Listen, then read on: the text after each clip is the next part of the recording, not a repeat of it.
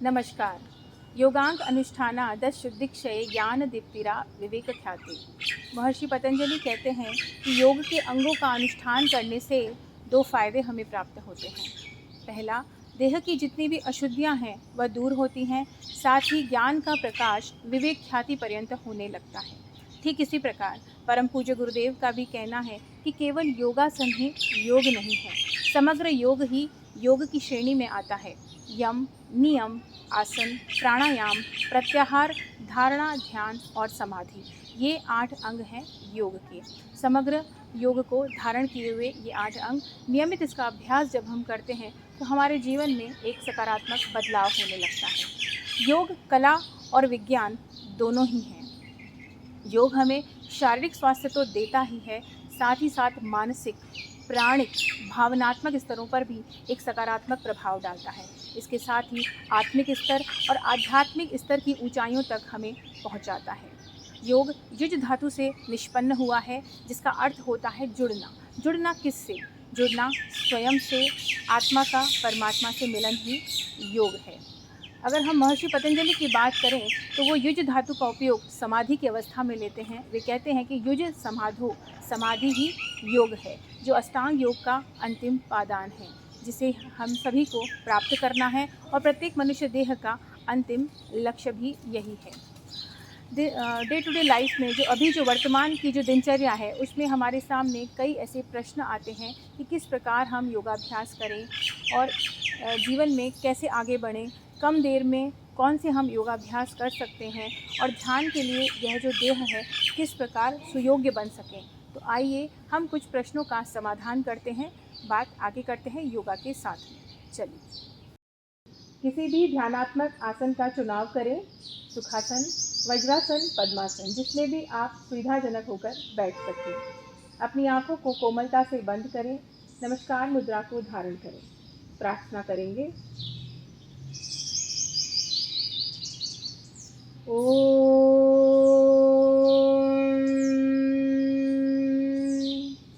योगेन चित्तस्य पदेन वाचां मलं शरीरस्य च वैद्यकेन योपाकरोतं प्रवरं मुनीनां पतञ्जलिं जलिरानतोऽस्मि।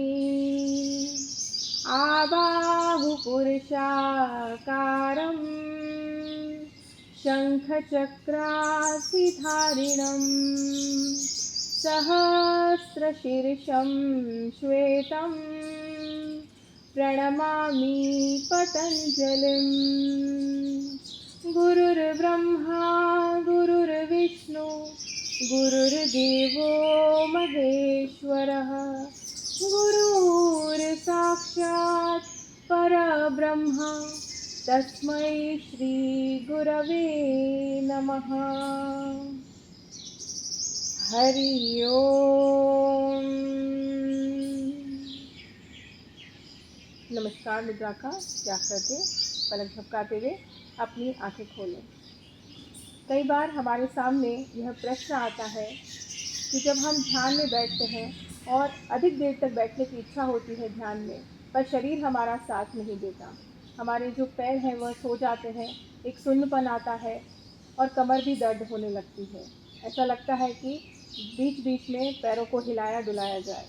तो ध्यान की जो अवस्था हमें प्राप्त होनी चाहिए वैसी प्राप्त नहीं होती। ऐसे में आज हम ऐसे सूक्ष्म अभ्यासों को जानेंगे, उनका नियमित अगर अभ्यास करेंगे तो इस समस्या से निजात पाया जा सकता है। चलिए अब आगे बढ़ते हैं सूक्ष्म अभ्यास की तरफ। स्थिति दंडासना में आएंगे। चलिए, धीरे धीरे वज्रासन को पहले रिलीज करेंगे। पहले लेफ्ट लेग को सीधा करें, देन राइट लेग को सीधा करें। दोनों हाथों को बटक्स के पास रखें, शोल्डर्स को घुमा लें।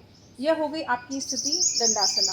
इसमें जो आपकी स्पाइनल कॉर्ड है, रीढ़ की हड्डी है, वह एकदम सीधी रहे।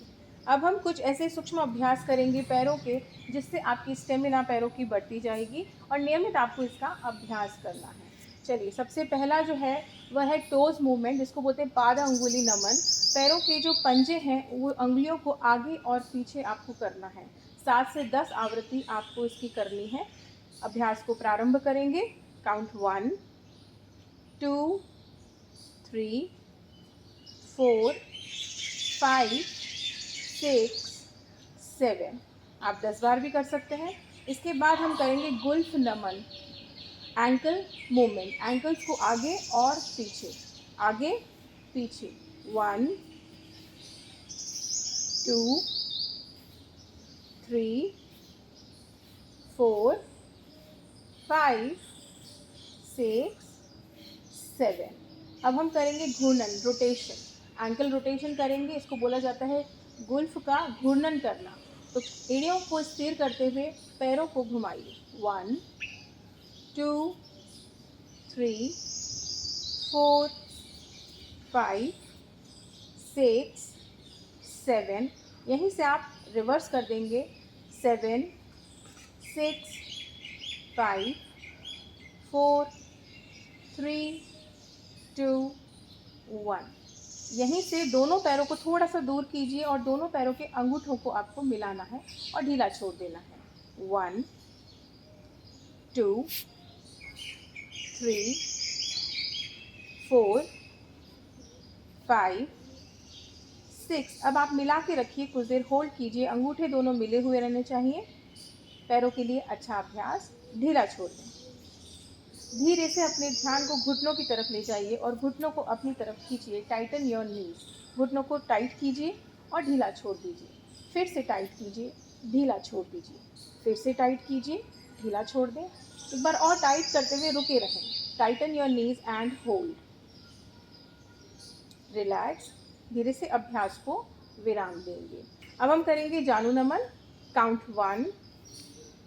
पैर को सीधा करते हुए धीरे धीरे बेंड करना है। 2 3 4 5 6 7 8 9 एंड 10। अपन इसी को अभ्यास को दूसरे पैर से भी करना है। काउंट 1 2 3 4 5 6 7 8 9 10। अब हम करेंगे लेग रोटेशन। राइट लेग को उठाएं, हाथों से थाइस को पकड़ लें और पैर को घुमाइए। ये घुटने के लिए बहुत ही अच्छा अभ्यास है।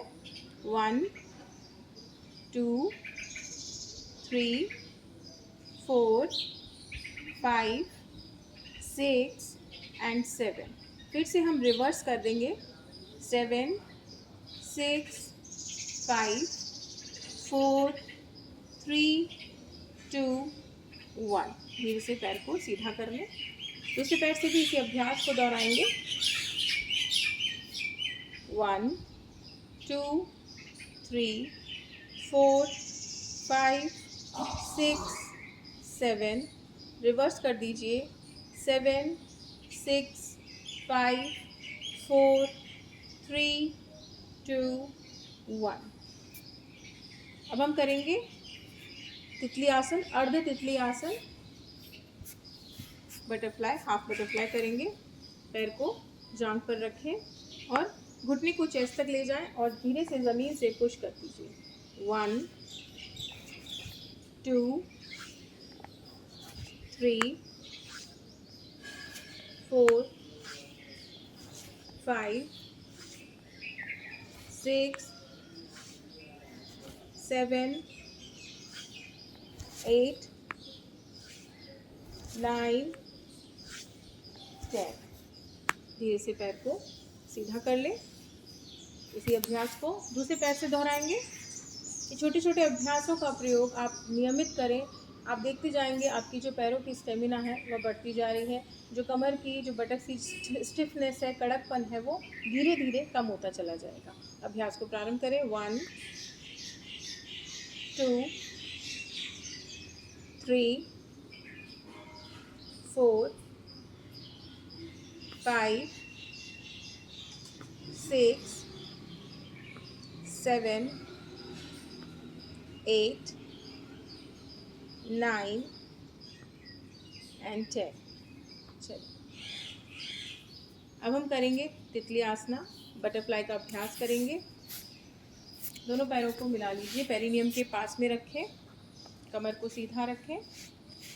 इस स्थिति को बोला जाता है बद्ध कोणासना स्थिति। पहले आप 3 बार लंबा गहरा श्वास लें। इनहेल, श्वास को लंबा भरें और धीरे धीरे ही श्वास को छोड़ते जाएं। 3 से 5 बार इसका अभ्यास करें।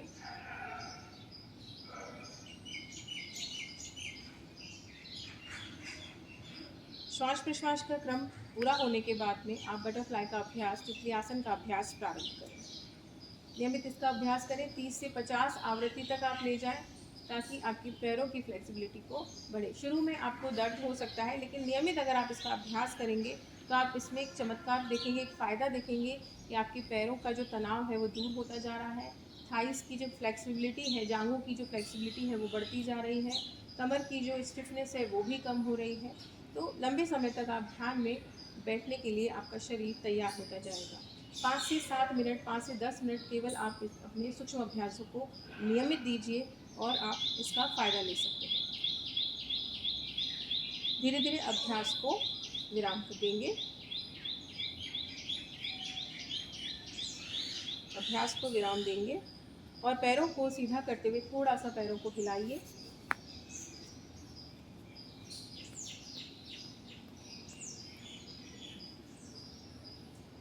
चलिए अब वज्रासन की स्थिति में आ जाएंगे। अगले सूक्ष्म अभ्यास की ओर जाते हुए पहले दाएं पैर को मोड़ें और फिर लेफ्ट लेग को मोड़ते हुए वज्रासन की अवस्था में आ जाए। इस अवस्था में आप बैठेंगे तो आप देखेंगे आपकी जो कमर है, रीढ़ की हड्डी है, वह सीधी हो चुकी है और पेट का काफ़ी हिस्सा खुला हुआ है। भोजन करने के बाद एकमात्र ऐसा आसन है जिसका आप अभ्यास कर सकते हैं।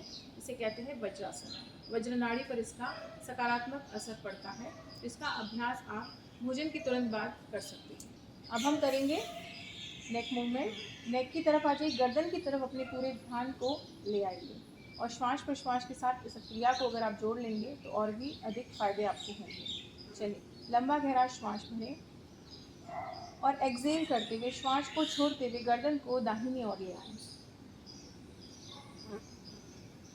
फिर से श्वास को भरते हुए मध्य में आएं और श्वास को छोड़ते हुए बाएं ओर चले जाएं। गर्दन को बाईं ओर ले जाएं, बाईं ओर घुमाएं। पुनः श्वास भरते हुए सामने की ओर देखें और धीरे धीरे दाईं ओर आएं, राइट की तरफ आएं एक्सहेल के साथ। जब भी आप सेंटर की तरफ जाएं श्वास को भरें और सेंटर से जब आप दूर जाएं तब आप श्वास को छोड़ें। इस बात का ध्यान रखें। कम से कम 5 से 7 आवृत्ति आपको नियमित इसकी करनी है ताकि आपकी जो गर्दन है वह तनाव से मुक्त रहे।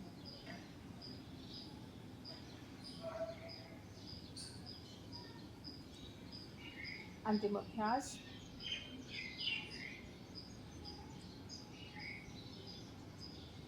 अब हम ऊपर और नीचे, गर्दन को ऊपर और नीचे की ओर ले जाएंगे। श्वास भरेंगे, ऊपर देखेंगे। इस अवस्था में आंखें खुली रहें और धीरे धीरे एक्सहेल के साथ नीचे देखेंगे। ज़्यादा नीचे नहीं देखना है, चिन को कोलर बोन से नहीं लगाना है। आपको हल्का सा एक नेक मूवमेंट आपको देना है और श्वास के साथ अगर आप जोड़ लेंगे तो यही क्रिया में सकारात्मक परिणाम आपको प्राप्त होगा। इसकी भी 5 से 7 आवृत्ति आप कर सकते हैं।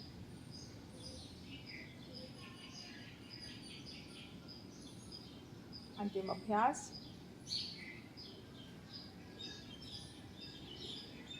अब हम करेंगे नेक बेंडिंग। गर्दन को राइट शोल्डर की तरफ बेंड करेंगे एक्सहेल के साथ में। मैंने कहा सेंटर से जब भी हम दूर ले जाएंगे तो एक्सहेल के साथ सेंटर की तरफ आएंगे। इनहेल, देन अगेन एक्सहेल के साथ लेफ्ट साइड बेंडिंग करेंगे। और अधिक फील करने के लिए जब आपकी गर्दन राइट साइड है तो अपने लेफ्ट हैंड को कमर के पीछे रखें तो आपको ज़्यादा स्ट्रेचिंग फील होगी। इस बात का अनुभव करें। मध्य में आएँ और इसी अभ्यास को विपरीत दिशा में ले जाएं, लेफ्ट साइड ले जाएं और अपने राइट हैंड को कमर के पीछे रखें और आपको फील होगा यहाँ से आपको स्ट्रेचिंग बढ़ती हुई। 5 से 7 आवृत्ति आप इसकी कर सकते हैं।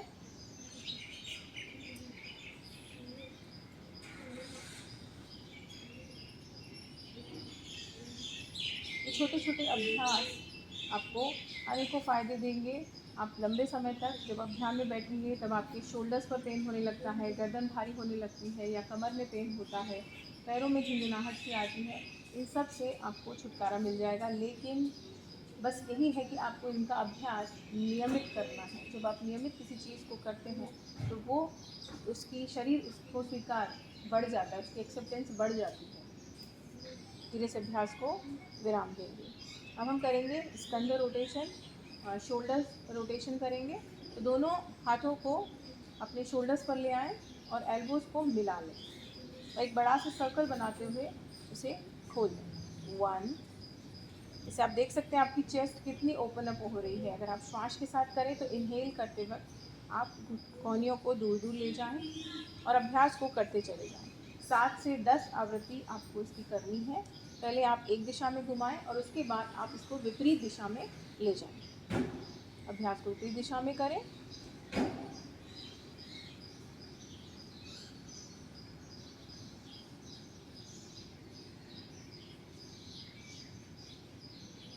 धीरे धीरे अभ्यास को विराम दें। चलिए बढ़ते हैं अगले प्रश्न की ओर। कई बार ऐसा प्रश्न होता है कि हमारे पास समय इतना नहीं है, तो कौन सा ऐसा योगाभ्यास करें ताकि वो कम समय में पूर्ण हो और हमें लाभ भी प्राप्त हो। तो इसका जो उत्तर है वह यह है कि सूक्ष्म व्यायाम तो आपको नियमित करने ही है। वे 5 से 7 मिनट में ही आपके पूर्ण हो जाएंगे। इसके साथ अगर आपको 10 से 15 मिनट का समय है तो आप सूर्य नमस्कार का भी लाभ ज़रूर लें। तो आपके समय अनुसार इसकी जो आवृत्तियाँ हैं वह कम या ज़्यादा आप कर सकते हैं। तो चलिए आगे बढ़ते हैं सूर्य नमस्कार की ओर। सबसे पहले मैट के आगे की ओर आ जाएं। शोल्डर्स को घुमा दें, स्थिति ताड़ासना की अवस्था में आ जाएं और धीरे से दोनों हाथों को चेस्ट के सामने ले आएं नमस्कार की मुद्रा में। प्रणामासन काउंट 1। कुछ देर सब अवस्था में रहें, श्वास प्रश्वास को बनाए रखें। धीरे से दोनों हाथों को ऊपर ले जाते हुए अब हम अगला आसन करेंगे हस्त उत्तान आसन। इसमें हाथों की स्थिति ऊपर होती है और धीरे धीरे यहीं से हम काउंट 3 में जाएंगे पाद हस्तासना। दोनों हाथों को पैरों की तरफ ले जाएंगे। काउंट 4 में धीरे से हम राइट लेग को बाहर निकालेंगे, घुटने को नीचे रखेंगे और सामने की ओर देखेंगे। इस क्रिया को बोलते हैं अश्व संचालना। और इसके बाद लेफ्ट लेग को पीछे ले जाते हुए हम आएंगे तुला आसना में। सामने देखिए और इस अवस्था में आ जाइए। यहाँ से आप वेरिएशन भी कर सकते हैं। इसमें आप पर्वत आसन में भी बना सकते हैं, जिसमें भी आप कंफर्टेबल होल्ड कर सकें। ये तुला आसन है, यहीं से आप पर्वत आसन देख लीजिए। काउंट 4 में आप पर्वत आसन में भी इसमें भी होल्ड कर सकते हैं। ठीक है, चलिए फिर से आ जाइए तुला आसना में और अगले स्टेप में जाएंगे हम अष्टांग नमस्कार। दोनों घुटनों को नीचे रखते हुए चेस्ट को दोनों हाथों के बीच में प्लेस करना है और दोनों कोहनियों को अंदर की ओर लेना है। और यहीं से हम अगले स्टेप में जाएंगे जो है भुजंग आसना। इनहेल करते हुए जाइए। अगर आप श्वास प्रश्वास के साथ अभ्यास को करेंगे तो ये बेनिफिट आपका बढ़ता चला जाएगा। इसके साथ फिर से एक्सहेल करते हुए आप आएंगे पर्वत आसन में। गर्दन को नीचे लें, अपनी नाभि को देखने की कोशिश करें। और इसके साथ फिर से जो पैर पीछे गया था, आपने पहले राइट लेग को पीछे गया था, देन अगेन राइट लेग को आगे ले आए दोनों पैरों के बीच में अश्व संचालना। और धीरे धीरे लेफ्ट लेग को भी आगे ले आए। अब आप वापस से रिपीट पाद हस्तासना में जा रहे हैं और यहीं से लंबा गहरा श्वास भरते हुए हस्त उत्तान आसना में जा सकते हैं। स्थिति फिर से प्रणाम आसन में आ जाइए आप। ये है 12 स्टेप्स सूर्य नमस्कार। इसकी आवृत्ति को आप बढ़ा सकते हैं अपनी समय के अनुसार। अगर आपके पास 5 मिनट है, 10 मिनट है, आप 5 से 7 बार, 10 से 12 बार इस आवृत्ति का बार बार रिपीट कीजिए, पुनरावृत्ति कीजिए, तो आपको अनेकों फ़ायदे भी होंगे और कम समय में आपको योगा का फ़ायदा भी हो जाएगा। चलिए अब आगे बढ़ते हैं अगले प्रश्न की तरफ। कई बार ऐसा पूछा जाता है कि कमर में दर्द है तो कौन से ऐसे आसन करें जिससे हमें बैक पेन में रिलीफ मिले। तो उसके लिए हम 3 से 4 आसनों का नियमित अभ्यास कर सकते हैं ताकि आपकी जो बैकबोन है, आपकी जो कमर है वो हेल्दी बनी रहे और ध्यान मार्ग में आपको मदद मिल सके कि लंबे समय तक आपको कोई भी बैक पेन नहीं हो रहा है। तो चलिए आगे बढ़ते हैं। पहले जो हम आसन करेंगे वह स्टैंडिंग अवस्था में करेंगे, खड़े रहकर करेंगे। और पहले आसन का नाम है त्रिकोण आसना का हम अभ्यास कर रहे हैं। जो आपकी स्पाइनल कॉर्ड को बहुत मजबूती देगा। चलिए अभ्यास को प्रारंभ करते हैं। अभ्यास को प्रारंभ करने के लिए मैट के लेफ्ट में आप आ जाइए और स्थिति ताड़ासन में आइए। धीरे धीरे काउंट 1 में हम राइट लेग को बाहर निकालेंगे और दोनों हाथों को भी फैला देंगे इस प्रकार। धीरे से राइट पैर को, पंजे को बाहर निकालिए और राइट साइड लेटरली बेंडिंग हमको लेना है। आप देख सकते हैं राइट में थोड़ा सा बॉडी को मूव करते हुए धीरे धीरे आप नीचे आ जाइए और सामने की ओर देख सकते हैं। त्रिकोणासना विद राइट साइड।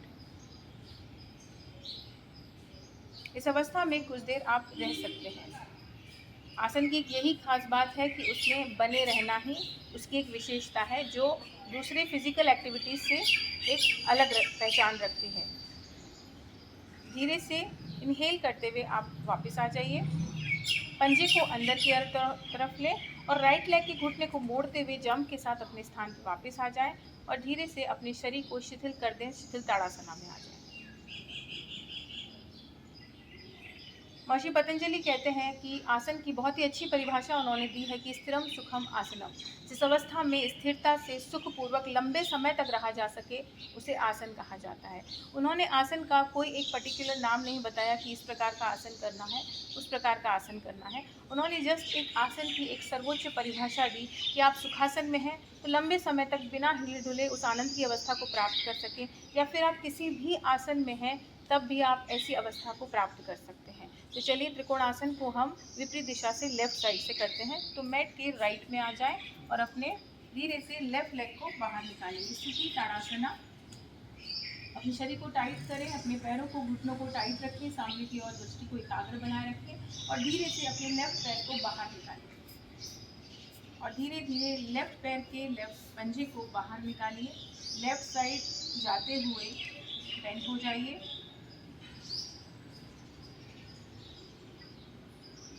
आपका जो शरीर है वह आगे या पीछे लीन नहीं होना चाहिए। लेटरल बेंडिंग आपकी इसमें होनी चाहिए ताकि आपकी जो स्पाइनल कॉर्ड है उस पर एक अच्छा असर पड़ सके।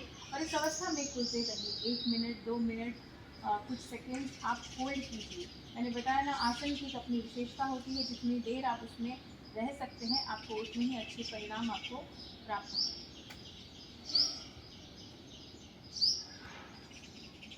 धीरे धीरे इस स्थिति से वापस आए।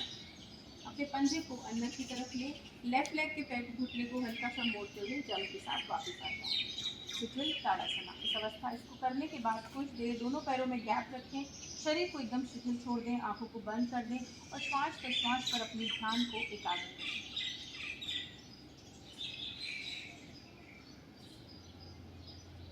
त्रिकोणासना की भी आवृत्ति आप 3 बार 5 बार कर सकते हैं अपनी क्षमता के अनुसार। अगर ज़्यादा देर तक आप होल्ड कर सकते हैं त्रिकोणासन को आप 1 बार भी कर सकते हैं। चलिए आगे बढ़ते हैं। एक और अच्छा अभ्यास जिसमें आपकी कमर को बहुत आराम मिलेगा, उसका नाम है मर्जरी आसना, कैट एंड काउ पोज। सबसे पहले वज्रासन की अवस्था में आ जाए और धीरे से अपने घुटनों को दूर कर लीजिए और हाथों की डिस्टेंस आप ले लीजिए। हाथ से लेकर एल्बो की डिस्टेंस आप मेज़र कीजिए और टेबल टॉप पोजीशन में आप आ सकते हैं। तो पीछे से दोनों पैरों को खोल लीजिए। हाथ, घुटना और पैर एक ही सीध में रहेगा। मर्जरी आसन कमर के लिए बहुत अच्छा अभ्यास है, नियमित इसका अभ्यास कर सकते हैं और श्वास प्रश्वास के साथ आप जोड़कर करें। लंबा गहरा श्वास लें, अपनी गर्दन को ऊपर उठाएं, कमर को अंदर लें, बटक्स को बाहर निकालें। एक्सेल के साथ चिन को कोलम बोन से लगाएं, अपनी बैक को पंच करें, ऊपर उठाएं, पेट को अंदर लें। इनहेल, श्वास भरते हुए फिर से इस अभ्यास को दोहराइए, बटक्स को बाहर निकालें और एक्सेल के साथ हंच योर बैक, चिन को कोलम बोन से लगाएं, बेली इन, पेट को अंदर लें। एक बार फिर से अभ्यास को दोहराएंगे। इनहेल, एक्सेल, श्वास कर दें। 7 से 10 आवृत्ति आप इसकी करें। Inhale, exhale, inhale and exhale. अंतिम अभ्यास, लंबा गहरा श्वास लेकर के ऊपर देखें, बटक्स को बाहर निकालें, कमर पर ध्यान दें इसका जो असर हो रहा है वो लोअर बैक की तरफ हो रहा है, पीठ की तरफ हो रहा है। स्पाइनल कॉर्ड की जो है स्टेमिना बढ़ रही है, फ्लेक्सिबिलिटी बढ़ रही है। धीरे से अभ्यास को विराम दें। बटक्स को पीछे ले जाएं, रिलैक्स करेंगे, दोनों हाथों को सामने की ओर रखें, घुटने दूर ही रहें और रिलैक्स।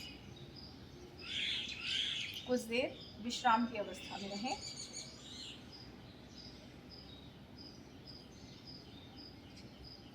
धीरे से श्वास भरते हुए ऊपर उठें और वज्रासन को धीरे से रिलीज करेंगे।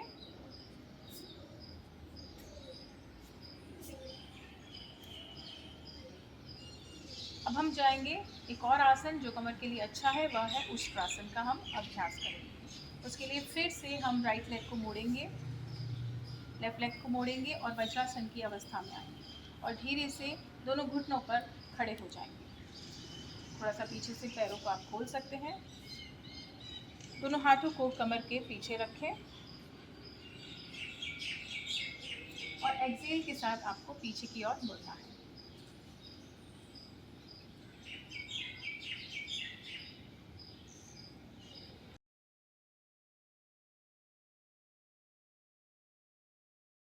धीरे से इस अवस्था से धीरे धीरे आप बाहर आइए और वज्रासन की अवस्था में बैठ जाएं।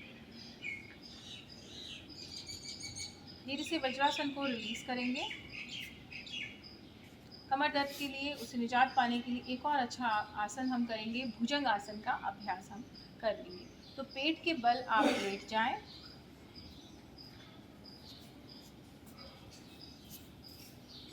दोनों पैरों को पीछे से मिला के रखें, हाथों को सिर के सामने स्थिति में रहें। भुजंग आसन में जाने के लिए धीरे धीरे दोनों हाथों को चेस्ट के पास लेके आएं और श्वास को भरते हुए अपने बॉडी के अपर पार्ट को ऊपर उठाएंगे और ऊपर देखें। आप देख सकते हैं इसका जो असर है वह लोअर बैक पे आ रहा है। आपकी कमर को एक आराम की अवस्था प्राप्त होगी। शोल्डर्स और कान के बीच में डिस्टेंस बना रहे। अपने कंधों को कानों से दूर रखें, चेस्ट को ओपन अप रखें और श्वास प्रश्वास करते रहें। इस अवस्था में कुछ देर बने रहें।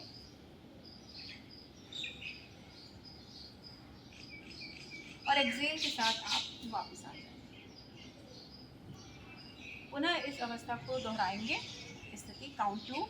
धीरे से श्वास को भरते हुए फिर से अभ्यास को प्रारंभ करें। एक्सेल, श्वास को छोड़ते हुए नीचे जाएं।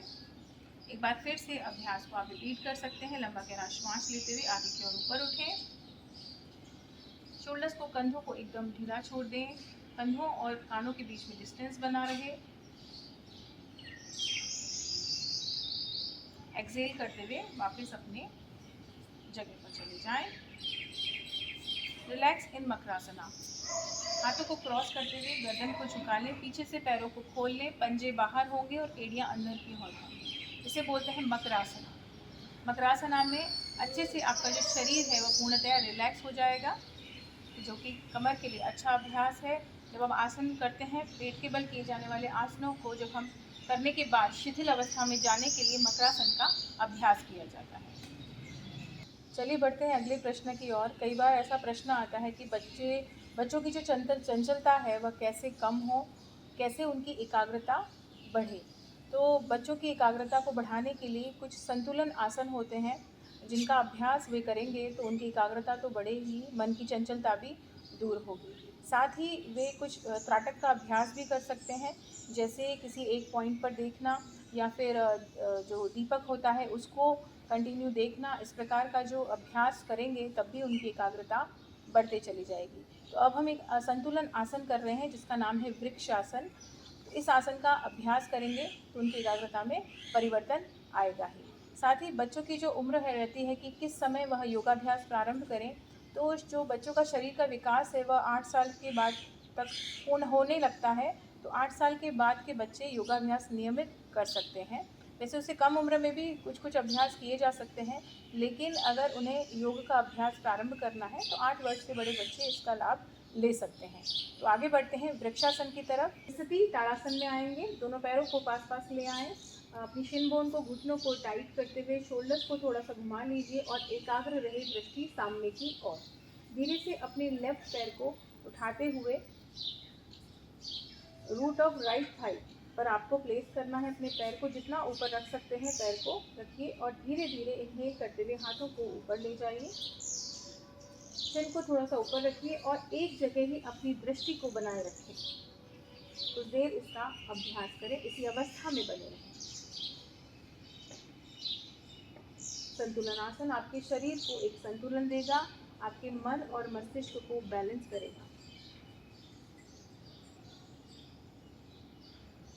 परम पूज्य गुरुदेव का भी कहना है कि जब आप संतुलित रहकर कोई कार्य करते हैं तो उसके जो परिणाम आते हैं वो भी संतुलित ही आते हैं। तो धीरे धीरे अभ्यास को विराम देंगे और हाथों को नीचे लेकर आएंगे। धीरे से अपने लेफ्ट लेग को रखें और शिथिल ताड़ासन की अवस्था में आ जाएं। इसी अभ्यास को आपको विपरीत दिशा से भी, विपरीत पैर से भी, राइट लेग से भी आपको अभ्यास को दोहराना है। आसन के बाद बात आती है प्राणायाम की। तस्मिन् सति श्वास प्रश्वास योर गति विच्छेद प्राणायामः, अर्थात आसन की सिद्धि हो जाने पर श्वास प्रश्वास का अपनी गति से विच्छेद होना ही प्राणायाम है। तो प्राणायाम की ओर आगे बढ़ते हुए हम करेंगे नाड़ी शोधन प्राणायाम।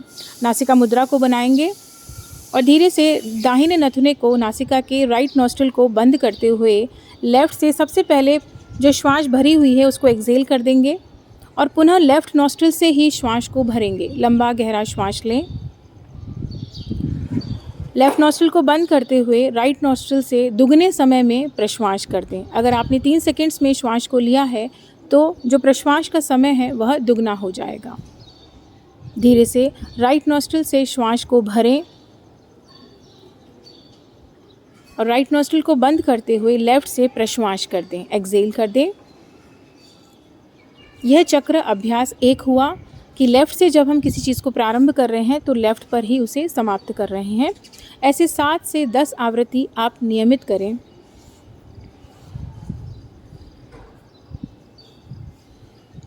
अब हम करेंगे भ्रामरी प्राणायाम। उसके लिए सबसे पहले षणमुखी मुद्रा को बनाएंगे। अंगूठे से दोनों कानों को बंद करेंगे, तर्जनी और मध्यमा आँखों के ऊपर रखेंगे, रिंग फिंगर को नासिका के छिद्रों पर रखते हुए लिटिल फिंगर को, छोटी अंगुली को अपने होठों पर रख देंगे। चेहरे के जो 7 छिद्र हैं उसको बंद करते हुए मकार का उच्चारण करेंगे। मकार के उच्चारण से पहले लंबा गहरा श्वास लेंगे, इनहेल, और मकार का उच्चारण करेंगे।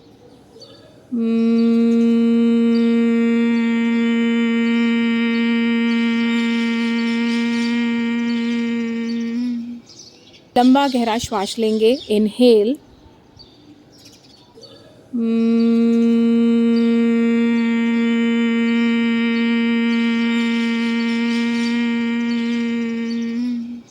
लगभग 3 से 5 बार इसका नियमित अभ्यास करें। यह आपको मानसिक शांति प्रदान करेगा। धीरे धीरे अभ्यास को विराम दें।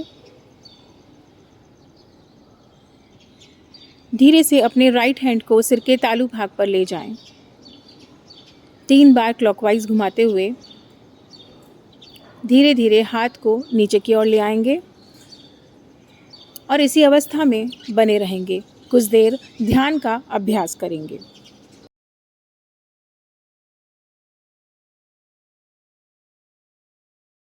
बढ़ते हैं अगले प्रश्न की ओर। कई बार ऐसा प्रश्न आता है कि योग और जिम में क्या अंतर है? दोनों में शारीरिक गतिविधियां हैं, शारीरिक क्रियाकलाप हैं, तो योग ही क्यों? तो देखिए, योगा को केवल शरीर की फिटनेस के साथ जोड़ लेना, वेट लॉस के साथ जोड़ना ही योग के साथ एक सही जस्टिस नहीं होगा। योग जिस तरह से समग्र योग की बात की हुई है, संपूर्णता को लिए हुए है और प्राचीन संस्कृति की अमूल धरोहर है, जिसका अपना लक्ष्य भी निश्चित है कि हमें कहाँ जाना है।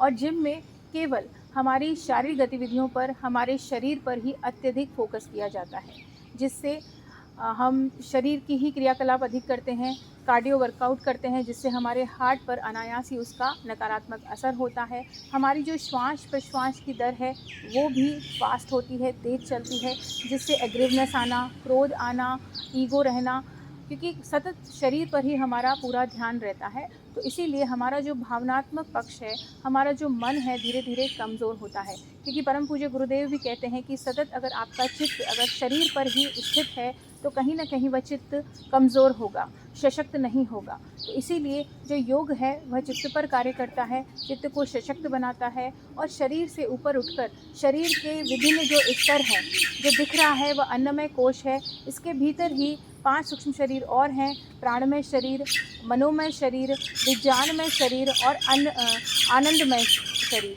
ये 5 जो कोशों से मिलकर ही इस शरीर का निर्माण हुआ है।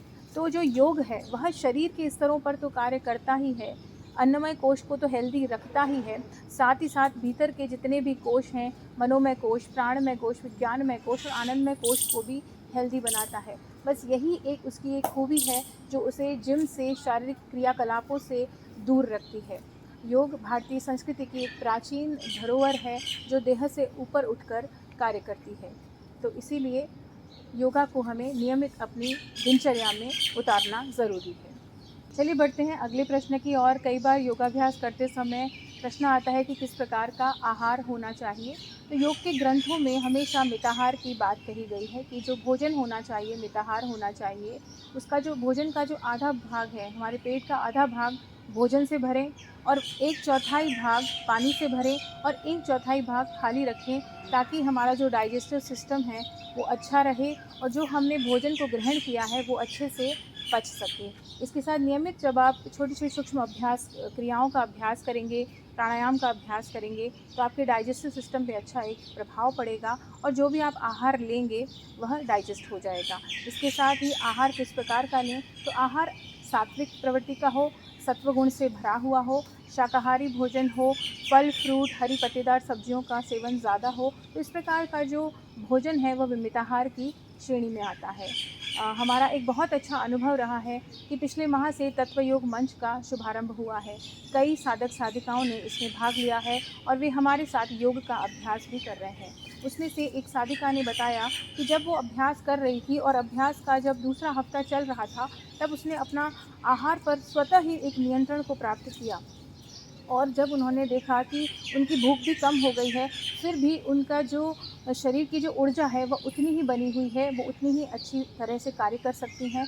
तो धीरे धीरे अगर आप में आदत है कि हम ज़्यादा खाना खा रहे हैं, ज़्यादा आहार ग्रहण कर रहे हैं, तो उसके नियंत्रण में ना जाते हुए आप योग को अपने जीवन में शामिल कर लीजिए। धीरे धीरे स्वामी जी कहते ही हैं कि जो योग्य होगा वो आपके पास रहेगा, जो अयोग्य होगा वो छूट जाएगा। अपने आप देह का नियंत्रण आहार पर होता चला जाएगा।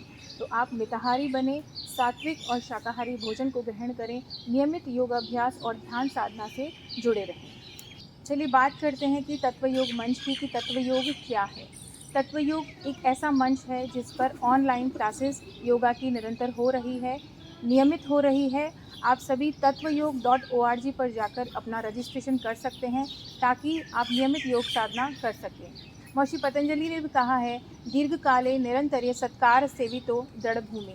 दीर्घकाल अर्थात लंबे समय तक नियमित अगर आप योग का अभ्यास करते हैं तो हमारे चित्त में वह संक्रमित होने लगता है, उसका इफ़ेक्ट हमारे शरीर पर होने लगता है। तो इसीलिए दीर्घकाल और निरंतरता बहुत आवश्यक 2 पहिए हैं जो ये लंबे समय तक हो और नियमितता बनी रहे इसमें। तो तत्व योग एक ऐसा मंच है, इस मंच के माध्यम से सतत जैसे आपका कोई स्लॉट या टाइम आपका छूट जाता है कि आप उस समय पर योगा नहीं कर सकते, तो दूसरे टाइमिंग्स को ज्वाइन करने के लिए आपके लिए एक फ्लेक्सिबिलिटी दी हुई है कि अगर आप सुबह नहीं कर सकते हैं तो शाम को कीजिए। अगर आपने शाम को किसी वजह से छूट गया है तो आप जल्दी सुबह कर सकते हैं।